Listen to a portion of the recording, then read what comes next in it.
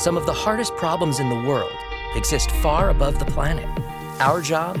To launch the smartest solutions, to protect our satellites, clean up our clutter, to propel breakthroughs in propulsion, to learn more about our place in the universe, to outpace emerging threats. Every day, the Aerospace Corporation uses the latest technologies to ensure our nation's safety and leadership in space. Hi, and welcome to the Space Policy Show. We have a great topic for you today. We're going to be talking about public-private partnerships in the space sector. Before we get into that, we got to make sure that you know where you can find us. We're on Twitter at hashtag the Space Policy Show. You can ask your questions on Vimeo in the chat box. You can also sign up for our news alerts at aerospace.org/policy. There's a little button that says stay current on the latest news. You just sign up right there and it's very easy and you'll get the latest and greatest from us. I'd like to quickly introduce Karen Jones. She's one of my colleagues. I've had the privilege of working with her several times, and I think a lot of you will be familiar with her from our previous episodes. She is a senior policy and strategy expert with the Center for Space Policy and Strategy at Aerospace Corporation. She has more than 30 years of experience as a management and technology strategy consultant across diverse industries, including the government, IT, telecom, wireless technologies, remote sensing, satellite industry, environmental technology and services, oil and gas, mining, and renewable energy. That's a lot of sectors. She has a lot of knowledge. And Karen, we are so grateful to have you on the show today. Prior to joining Aerospace, she was a management consultant at IBM Global Services and Arthur G. Little, where she worked across a range of projects involving competitive strategies, market assessments, technology assessments, and international privatization for Fortune 500 companies. And not only that, she has an MBA from Yale. So without further ado, Karen, I'd like to kick it over to you and your special guest, Randy Segal from Hogan Lovells. Welcome, everyone, to the Space Policy Show. Today's special guest is Randy Segal. She's a senior partner and co-lead of space and satellite practices at Hogan Lovells. And she brings with her over 25 years of experience in the satellite practice, and she's handled a variety of transactions from day-to-day matters to very complex international transactions, some of which were P3s, which is the topic of today's conversation. She's been involved in working with companies, both public and private, advising on investments, acquisitions, and divestitures in the space sector, and various complex cross-border joint ventures. She's also a frequent speaker and writer in areas of space innovation and joint venture arrangements. Randy, welcome to the Space Policy Show. Thank you so much, Karen, and to Aerospace Corporation for having me. It's a pleasure to be able to be speaking with you today about P3s, which are some of the more complex transactions I've been involved in my career. So I'm currently a space lawyer, but I actually began my career as an infrastructure and P3 lawyer. And I actually worked, one of the first P3s I worked on was a private jail for the state of Texas. So that's one of your more unusual P3s. So P3s have actually been around for hundreds, if not thousands of years. In fact, one of the first recorded P3s is a UNESCO World Heritage Site that was built in the 17th century. The Canal de Midi in Toulouse, France, was built and managed by the private sector in partnership with King Louis XIV. So they get a UNESCO World Heritage Site, and the first P3 toll bridge in America has been traced back to 1654, about the same time, and had jokingly been referred to as ye old PPP.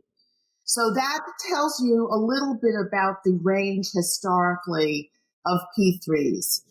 P3s, public-private partnerships, have been used quite extensively for infrastructure developments globally. In the United States, many states, as well as internationally, P3s have put together the efforts and concessions of the government with those of commercial private industry to serve goals as well as to do a job in a way that can leverage the private commercial capabilities, typically in infrastructure. Large programs such as road developments, ports, airports, energy, wind energy, waste disposal, and yes, even private jails.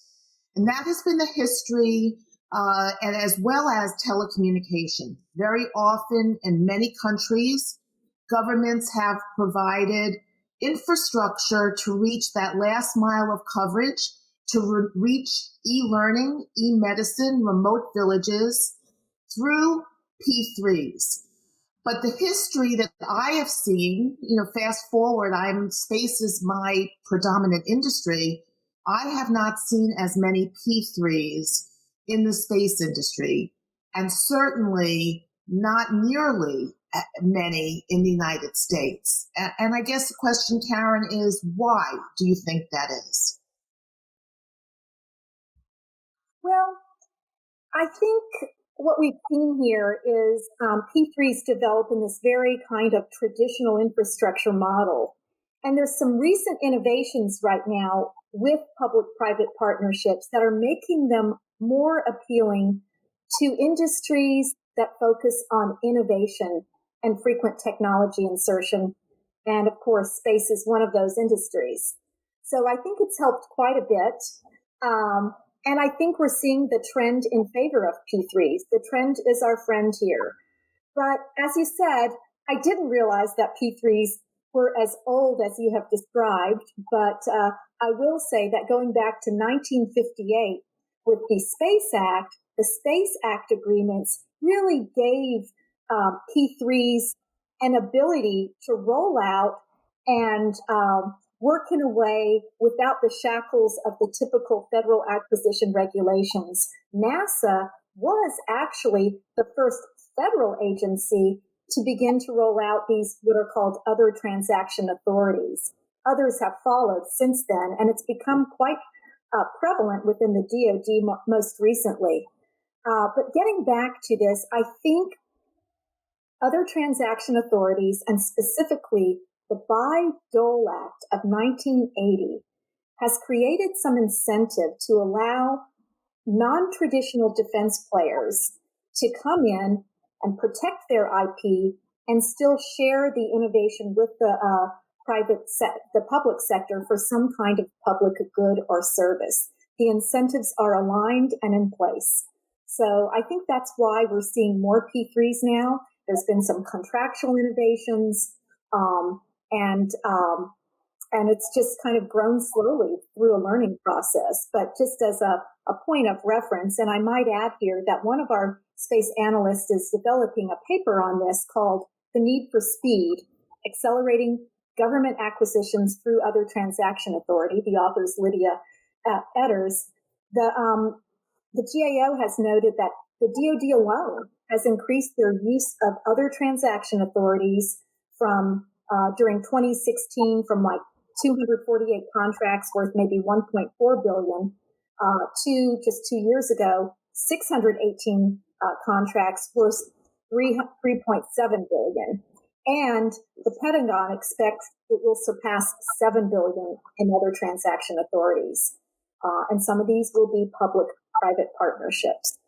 I do find the term confusing, though. We're talking about different contracts, some of which are P3s, some of which are not. If you are confused, you should be. And I think, Karen, you've put together a really good slide for us that tries to take us back to the basics and tells us the basic kinds of P3 project delivery models. So even outside of the context of space, now maybe we go back and you can lead us through an explanation of P3s with that basic slide that you've created. Right. This is slide 2. And on this graph, you'll see in the lower left-hand corner what is typically just a public sector project where the government designs and builds something, whether it's a toll road, dam, airport. Up in the upper right is a complete privatized project. The private sector owns and operates it. it's easier to tell you what a P3 is not versus what it is. But between those two models are different shades of gray, where the public sector can come in, operate and maintain, build and finance, maybe design, build, finance, and maintain, or maybe a concession model, which are typically many years, if not decades, for instance, like a toll road. And within that model, within that range, there's another subset, which you may have heard about, Randy, because I know you operate a lot in Europe, called private finance initiatives. And that's common more in Europe than it is in the United States, because here in this country, we have a very robust and healthy municipal bond market for financing. But in Europe, the financial piece is a huge part of the P3, and it's called the Private Finance Initiative, or PFI, and it is a type of P3 model. So this is the traditional way we look at this with traditional infrastructure. But now, as we think about space, and I think this is where it resonated with you, Randy, on the next slide, which would be slide 3, we can see how we're starting to see some of these P3 models evolve in the space sector.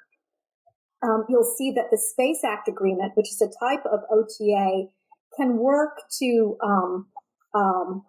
essentially allow sharing of risk between the commercial sector and the public sector. And former administrator Michael Griffin said, a good example of a P3 is one where both parties have skin in the game. It's absolutely risk sharing.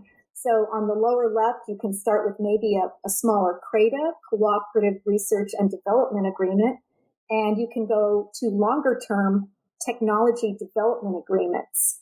There's also some fluidity in all this, in that, for instance, as an example, NOAA with AccuWeather. AccuWeather was able to take some of the data that was part of the P3 and develop value-added derivative products that they totally privatized. And you'll see that, if you are an AccuWeather subscriber, for instance. So you have spin-off commercial projects, which can provide incentive for these commercial players to come into the P3 to begin with. What's fascinating to me, Karen, is I began in this industry, in the space industry, in 1992. And at that time, we saw tremendous public-private partnerships of different sorts, used loosely, in Canada, in Europe. And in the United States, it was very difficult for a satellite company to figure out a path with the government, whether it was CRADAs. CRADAs were near impossible for most non-defense contracting companies, satellite operators, to obtain. The other authority, the OTAs, were not something that were readily available. Mostly satellite operators in the United States were funded by high yield debt or public offerings, or to a lesser extent, venture capital. And their goals was to obtain government contracts, but very often take or pay contracts, but very often those contracts were not forthcoming. The government purchasing authorities were your traditional defense contractor purchasing authorities. And when I started back in 92, 95, in parallel, there was a Canadian company stood up that was doing exactly the same thing that their U.S. counterpart was doing. Each had their country's exclusive license to operate for mobile services in the country and the surrounding waterways. But the Canadian company received $200 to $250 million of support from the Canadian government, which was framed as a take-or-pay contract, but was granted 5-7 years before the satellite was up and operational to fund the development. And it was truly to serve a national goal of getting communications to remote areas of Canada. In the United States, we tried to replicate that because we have remote areas in Alaska, for example, and in the middle of the country where there is no cellular connectivity, especially back in the mid-90s. But because of the trends you mentioned, Karen, the comfort zone or the support behind using these other authorities was non-existent. And because of that, it was not something that became very prevalent in the United States. Government contracting was extremely difficult to get into place for support of satellite programs. It's only been in the last 5 to 8 years where I've seen this change remarkably so, where every startup I'm working with, every accelerator program I'm working with, somebody has some kind of government pitch support efforts they're working on. And when we get to the next slide, we can go through some of those. But CRADAs, for example, are becoming much more commonplace. The idea of sharing of intellectual property in a way that meets the government's needs and at the same time spurs on private sector's growth has really become something that has grown. So that the FARs on intellectual property that were previously looked at as scary places for the commercial sector because they would lose their intellectual property now has been something that are living and thriving side by side. Right. It's really, yeah, I agree. And it's interesting because, you're talking about this in the context of what are other countries doing and how can we be competitive? It's one of those levers. The National Space Policy of 2010 encourages P3s, directs U.S. departments and agencies to actively explore the use of these non-traditional arrangements for space goods and services, and encourages the U.S. government to include measures such as P3s and hosting government capabilities on like commercial spacecraft, etc., to support government missions. So you're starting to see some active encouragement of this. And I think it's in terms of this context, this international context that you mentioned. In order for us to be competitive with our space industrial base, we have to have some of these same levers that Europe and other countries have been using for a much longer period of time. Now, our states have been pretty savvy at using these for, toll roads, airports, dams, etc. But at the federal government level, we're still learning. And I guess the one thing I will say is it does put us in the position of learning from the mistakes of what you see going on in other countries. When Europe had their financial crisis, for instance, which was before ours, they actually used P3s to hide debt. And that is certainly not one of the reasons to establish a P3. We're also looking at, and I wrote a paper about this in 2018, which is space innovation, public-private partnerships, innovation in space. Actually, I can't quite remember the title, but we examined a lot of different P3s across the space sector, and we looked at the good, the bad, and the ugly. And there were some good practices. One I would note is starting incrementally. Don't go for a big 20-year agreement. The space world is different. It relies on frequent technology insertion. So projecting out 20 or 30 years just doesn't make sense. You don't want to get stuck in an agreement that long. Also, you want to conduct a due diligence and you need clarity of the business model itself. And you certainly need to do a due diligence of all the space actors. And as you know, Randy, because I know you've been involved in these, it's complex. It takes time. And it may not always make sense. And the big rule of thumb in looking at whether you should pursue a P3 or not is a metric called value for money, or VFM. and it compares the net present value of the life cycle procurement cost if the project were to be funded, financed, built, and operated and maintained by the public sector. That would be the baseline. And you examine that net present value over how that net present value would work under a situation through a commercial partnership. You might need to pay more, but maybe you would take on less risk. And often this is the reason why you get a much more rapid delivery of the product or service itself, or the rights to some innovation which you may not otherwise have. So you have to monetize and understand these various benefits that can come about by a P3 and really do a very strong due diligence of the project. But I mean, I view it as an art form, Randy. I think you're right, Karen. And today, one of the beauties of the way that the public and private intersection is working today is we're seeing so many different models. So we see some more higher price models, such as the cargo resupply mission, which has been very successful. And we see some that have started smaller for a lot less investment, such as the ISS and the NanoRacks relationship and all the other ISS innovative access that they have afforded to all sorts of industries in space to prepare for the future. And then you have CRADAs, which are these days something that so many organizations are having with the U.S. government that allows for exploration of opportunities and how a platform plays out with the U.S. government.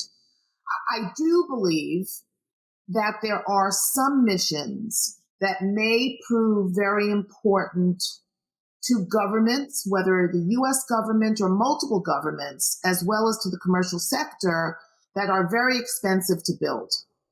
For example, some very large geospatial platforms where there are both commercial applications to be able to see how shipping trends are going and for insurance purposes and any agriculture and also for United Nations purposes of what's happening in our environment and our forests, and to look at methane gases being produced.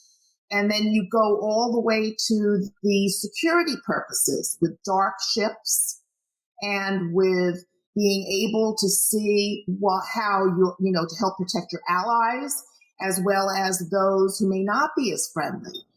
And those can be very expensive platforms potentially. So the question, and they may be ones that the government wants to regulate because these are often LEO platforms that see the whole world. The government, which flags the platform, is the one that today controls the platform and how it can be used or not used. And so that's one similar to what you were talking about, but at potentially a higher stakes level as the AccuWeather, to be able to have pure commercial purposes, and then also have purposes that the government may want to limit, both avail itself of and limit how it can be used in certain jurisdictions.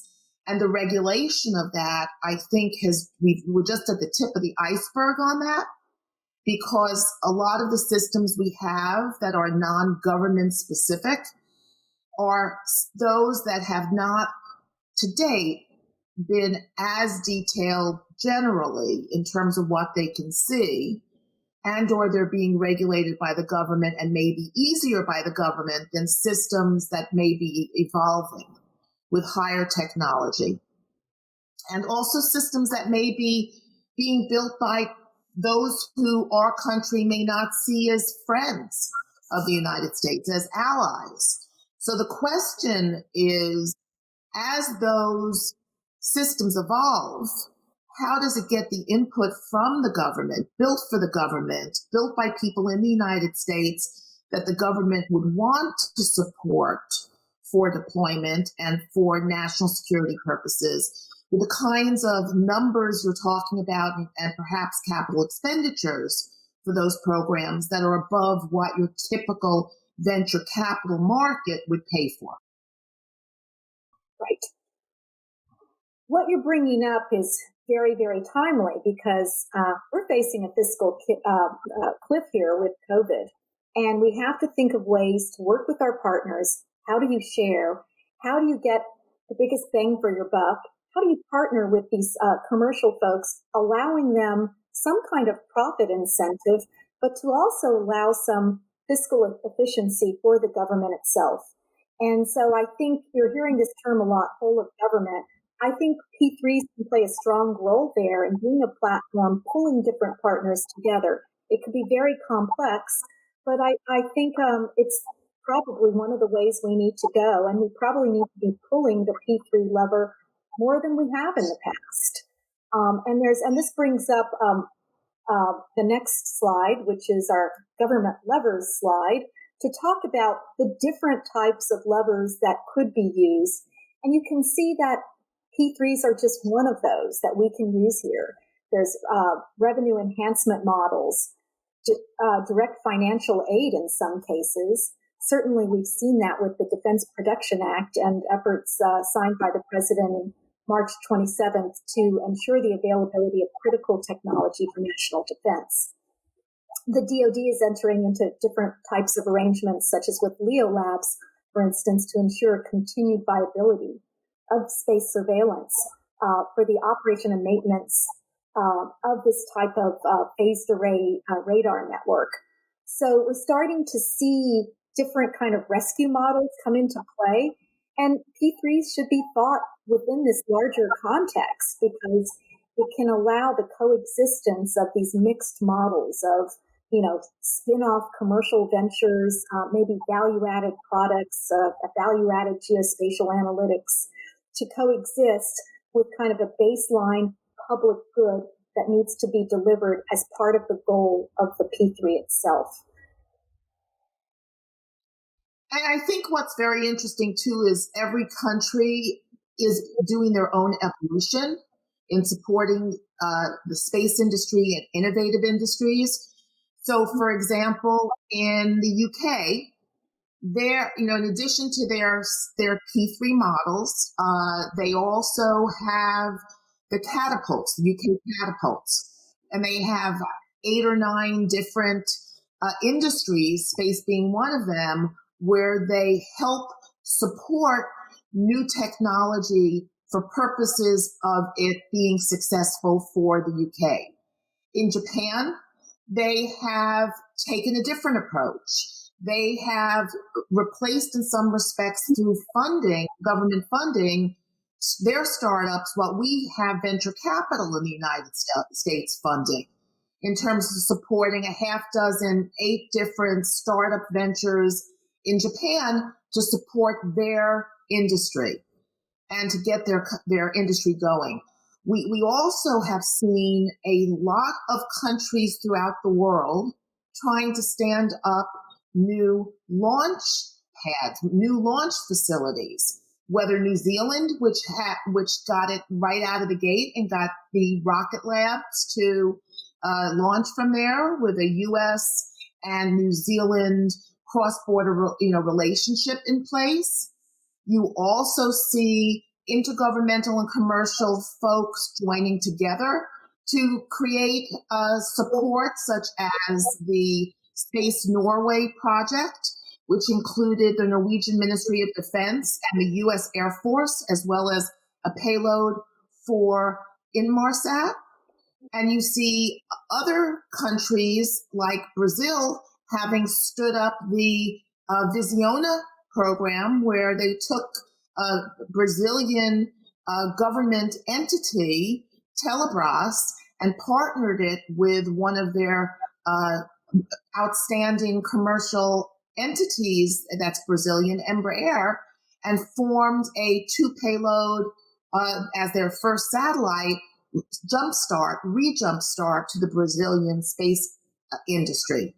And you see similar efforts going on throughout the world with the UK, with Norway having different space centers that they're trying to attract global participants to launch. And with all of the different mega constellations that are launching to different orbital slots, polar orbits, all sorts of different orbits, different spaceports are more appropriate for those different orbits.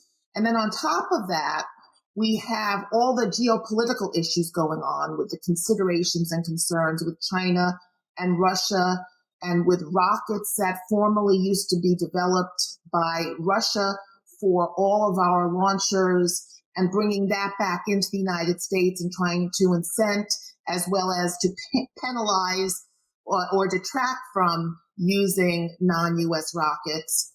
And also a lot of cross-border relationship issues with how we work together with all of our allies and sharing of information as well. There was an announcement this year about an ESA, NASA, and JAXA sharing of data analytics together to be able to share information. There's a number of those shared platforms between the allies and the United Nations to try to work together and use space as a platform where we can collectively improve the commercial and the public good. Yes, I think open data standards will be a key enabler for many of these P3s that involve data analytics. So that's going to be key. And just kind of on a macro level, listening to, you kind of made a tour of the world, South America, Europe, Norway. A lot of these countries engage in mixed ownership enterprises. Some of them have, Aristotle's publicly owned companies. They're used to mixing it up more than the U.S. We tend to have more of a line between the two. But I do think we're getting savvier at using some of these tools to be able to allow the government to partner in a way when it makes sense. So I think we're learning, and I think we're learning from mistakes and also successes, which we've seen, and we've seen several, just the ISS alone, for instance. It's a platform for a lot of P3s that exist, starting with nanoracks. There's a few other models as well. I think there was one called, I'm trying to remember the names. It starts with a biopharmaceutical company that's growing some stuff up there. But there's a lot of different types of arrangements that the ISS is considering as well. Where do you think the trend is going with P3? If you could kind of put, look in a crystal ball and look into the future, what do you think that future P3 might look like? And what would you think would be an ideal P3 to consider?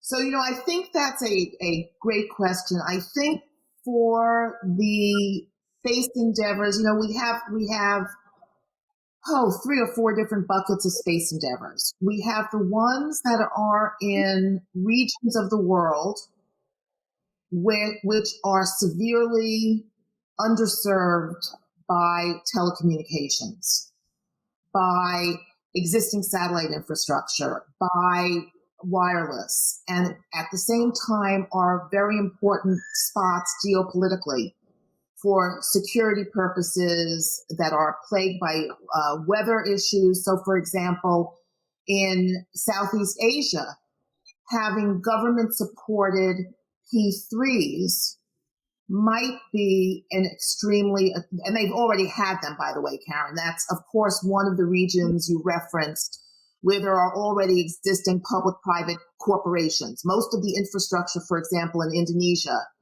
are already what's called BUMN companies, which are anywhere from 50 to 95% public and government and private. And they're already mixed. And they do the ports. They do all of this inherently.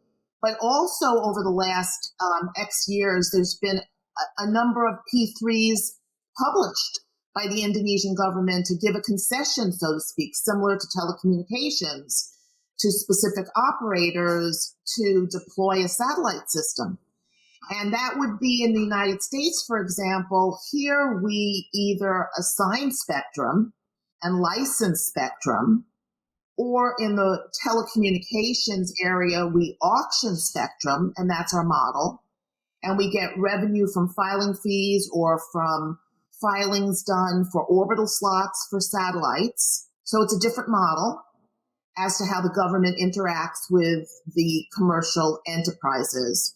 But in other countries, like in Indonesia, it's a different model. And they go off and they publish for a P3, and that is a significant P3. That's one model. I do think that if airports, if the spaceports are to take off, because that's also a very different model. A country has to make up its mind that it's interested in supporting a spaceport, because just funding it from commercial parties and creating the whole infrastructure of the roads and all of the businesses to support that may be too much for commercial industry to support without getting support from public funding.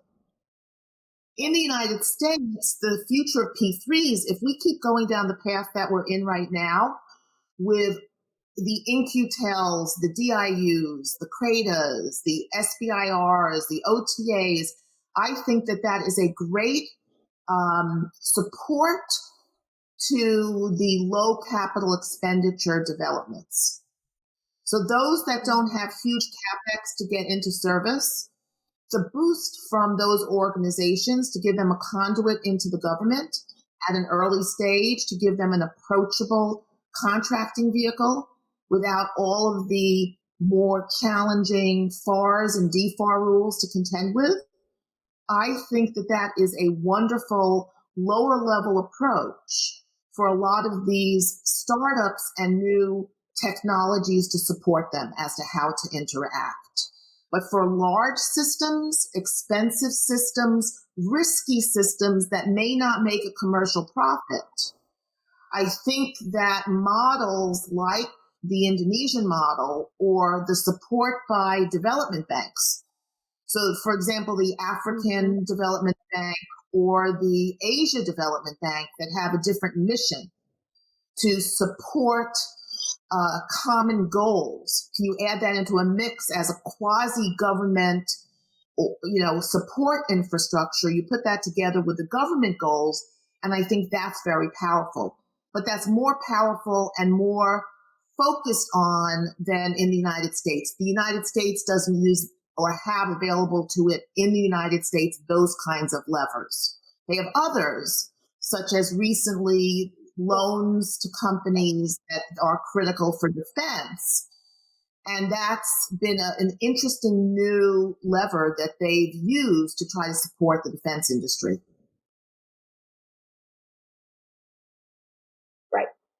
Yeah, it's really just not quite part of our culture. Even looking at Exim Bank, for instance, their default rate's really low, meaning they're not going to stick their necks out too much for an enterprise that wants to borrow a loan, or, take out a loan or whatever. So, it's different in the U.S. We've talked about different types of P3s, whether it's just data sharing, whether it involves a concession, other types of joint arrangements, communications, geospatial intelligence, etc. I'm looking into the future now thinking, what are some compelling models that we should be thinking about? What do we see that might be on the horizon? And I wanted to get your ideas. What do you think strikes you as a compelling P3 model? Specifically, what type of venture should we be looking at? Well, for a traditional P3, as opposed to some of these other start smaller type models. So for the more traditional P3s, I do think that spaceports could be a P3 model. I also think that for, mega constellations, we have some pretty hefty fundraising for some pretty commercial endeavors, some of the mega constellations, and I don't think those lend themselves to having a P3 model because they are going to be first and foremost in the broadband for commercial purposes. But I do think that when you get to a lot of the remote sensing geospatial applications and data analytics, those seem to me as being very rooted in national security, government needs. You can expand it also to health and safety and environment and all of the above. And I think that there are a lot of purposes and goals that may not be as, be much more for the public good. And I think that there should and or could be expanded to focus in areas that if it was purely a commercial enterprise, they might not expand it in terms of the algorithms, the specific data analytics, sharing of the data analytics, making it available to the scientific community, to the United Nations. I think there's also an ability for certain kinds of bigger global P3s where allies join together to support the initiatives. So it's not just one government, but perhaps multiple governments that work together for a common good with our space resources to work together. What about you?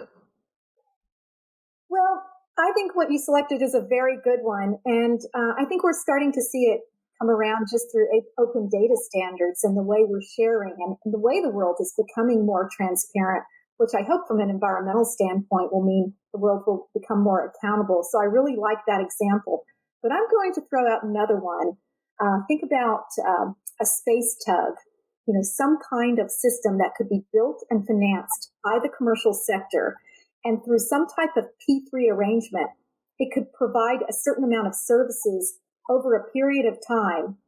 And for that term, the tug would be, provide various on-orbit services for commercial or government satellites. And then after that specific term, whatever it might be, the venture could revert back and be wholly owned by the commercial company. And this would offload certain risks on the part of the government as far as decommissioning and deorbiting. But it also allows that commercial partner a little extra carrot or gravy for this venture, keeping this thing going and healthy and operating in space. So at the end of that term, it reverts back to commercial ownership for future services and future revenues. I think that will be a very interesting model to consider in the future. I think that's very interesting. I think there are a lot of space efforts, innovative space efforts, where I think that there could be a P3 opportunity, ones that have been more challenged to necessarily immediately become a home run. The ones on looking at what's going on with other satellites in space, in terms of anomalies on birds, being able to see what's going on, orbital debris, ones where there is a communal good to be served for the whole industry.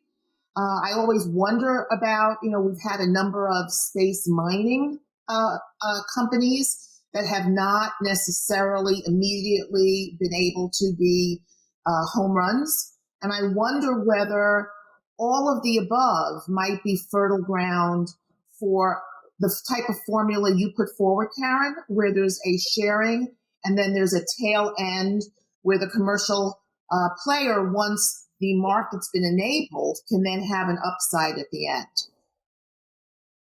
Absolutely. I think that's a good point to kind of be our final point for this presentation, which is finding that home run, finding that win-win.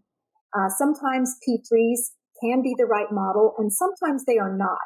So there's really some magic in creating the right mixture but everyone has to have the right incentives to succeed.